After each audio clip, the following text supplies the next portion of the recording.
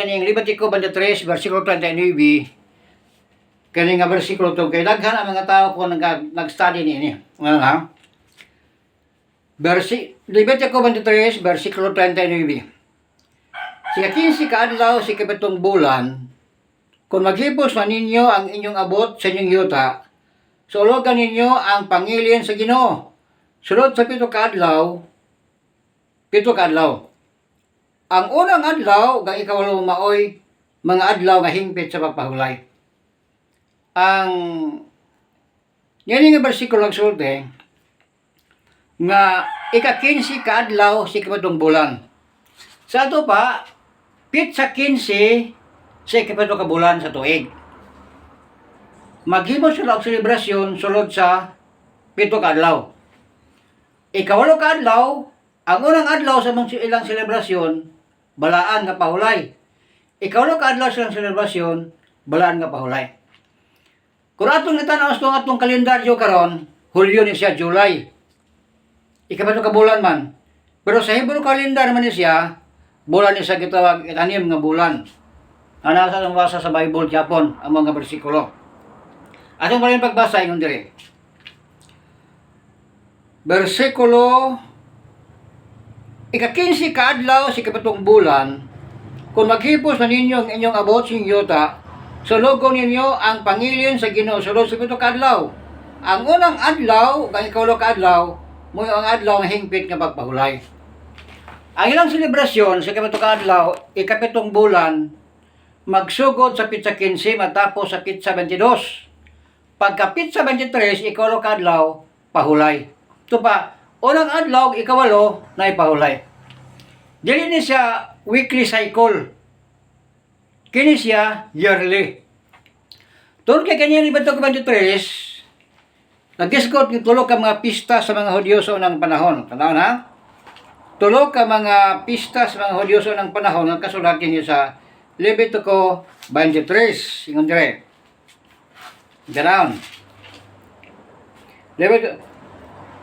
Ang mga pangilin, ato ka sa King James Version ng Biblia, mga tinuig ni nga mga pangilin.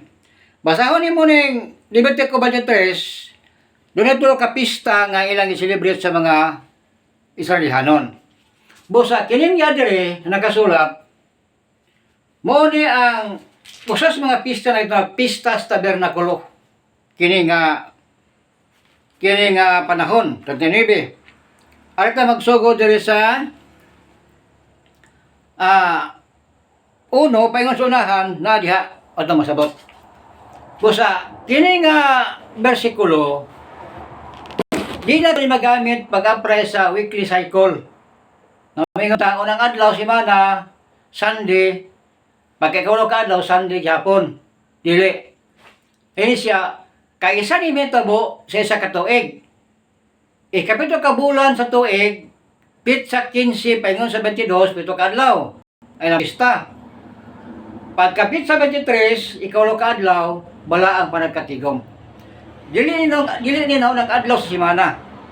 Kini siya, naunang adlaw sa ilang pista, na magsugod sa pitsa 15 sa bulan, paingon sa pitsa 22. Ang ikaulo ka adlaw, pitsa 23. Ito sa pista sa Tabernakulo. Muna siya nga pista ang isaulog sa mga Hudyo. Sa ito pa, kini nga bersikulo, dili isa magamit na tuminta nga unang adlaw simana, ikaulo ka adlaw simana, Domingo kay unang adlaw simana Domingo, ikaulo ka adlaw Domingo man, dili na siya. Dili na mao ang pasabot. Kung dili ikapito ka bulan, ikapitsa 15 sa bulan, magsugod among Pistas Tabernakulo og matapos sa pitsa 22 kay pito man kaadlaw lang pista. Ikawalo ka adlaw pahulay. Pa-relax na. Ang ilang pahulay unang adlaw sa pista og pagkahuman sa pista katong ikawalo ka adlaw pitsa 23. Busa igalay sa tunta nga namoy nakutlo no. Wa kong gihangyo ang akong mga higala nga inyong basahog utro ang Levítico 23 unya isadihin nyo pagayo. Ari yung sabta na kanya sa dili weekly cycle kung dili tinuig na siya. Kausap tabo sa katuig ang pista sa mga payag kon Feast of Tabernacle. Ang Dios magapanalangin nato sa atong pagtuon nga masabtan to ni araw ato ning ma-apply sa atong pagkinabing Kristiyanon. Dili ni applicable sa ato karon kini nga balaod. Pero ato ra tun-an kung unsa ni nga pista nagsigutan ya sa basahon sa Levitico. God bless, ang Dios magapanalangin.